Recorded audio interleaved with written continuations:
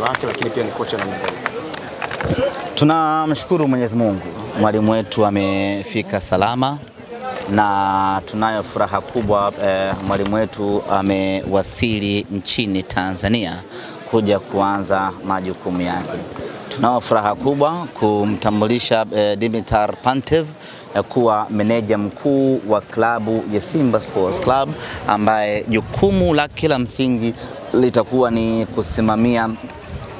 kusimamia ustawi wa timu yetu, hasa kwenye eneo la kikosi, eneo la wachezaji, eneo la benchi la ufundi na maendeleo ya kiufundi kwa ujumla katika timu yetu ya Simba Sports Club. Maswali yamekuwa ni mengi sana mara baada ya kumtambulisha Pantev na kumtambua kuwa ni meneja mkuu na sio kocha mkuu, kama ambavyo tumezaliwa tukiona makocha wakiitwa makocha. Kimsingi ni kwamba tumefanya mabadiliko kwenye utendaji kazi wetu, kwa maana ya job description sanjari na majukumu yake. Tumemwongezea majukumu mwalimu wetu Pantev kutoka kuwa kocha kwenda kuwa meneja. Kocha ni mchezaji ambaye anadili on the field, yani ambaye anadili na majukumu ya field pekee, kwa maana ya uwanja wa mazoezi na uwanja wa mechi. Sasa tumehama huko kwa Pantev, yeye tumemwongezea majukumu.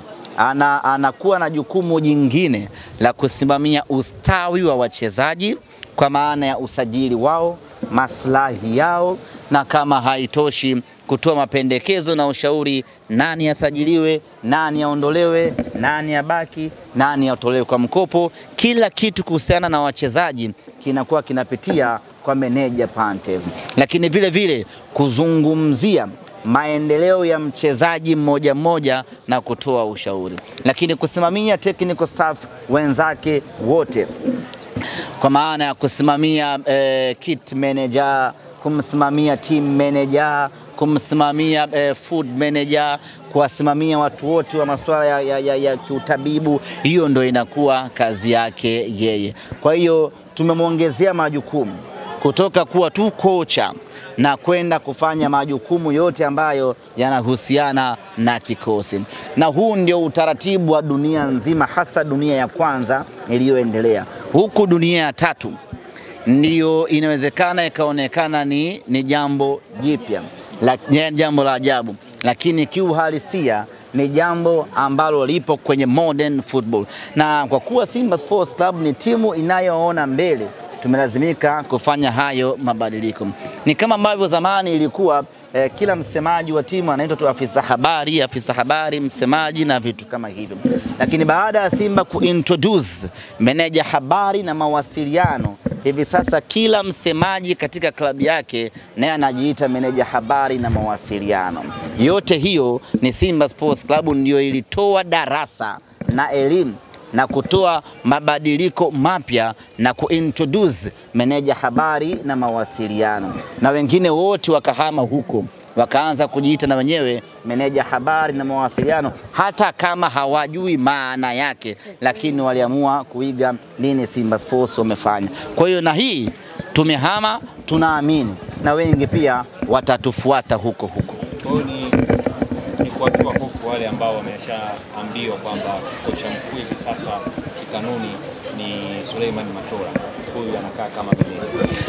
Hizo ni kanuni tu, hizo ni kanuni, lakini huyu ni meneja mkuu ambaye ndani yake kwenye ile managerial kuna coaching staff, kuna coaching technique, kuna coaching mipango. Sijui umeelewa.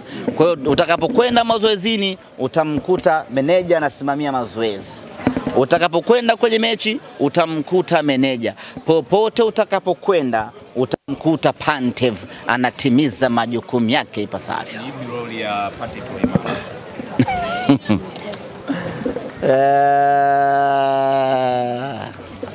Kuna kit manager. Umeelewa? Kwa manager lisiwatishe. Alafu kuna player manager. Kazi yake ni kupanga ratiba, leo tunaingia kambini saa ngapi, natoka saa ngapi, chakula saa ngapi. Alafu kuna food manager. Kwa msichanganyikiwe na neno manager. Alafu kuna manager mkuu sasa. Overall managers tuliokuwa nao tuna meneja mkuu ambaye ni bwana Pantev. Ninyi shida yenu mnafikiri meneja ni kama meneja wa wale jamaa zetu ambaye anashika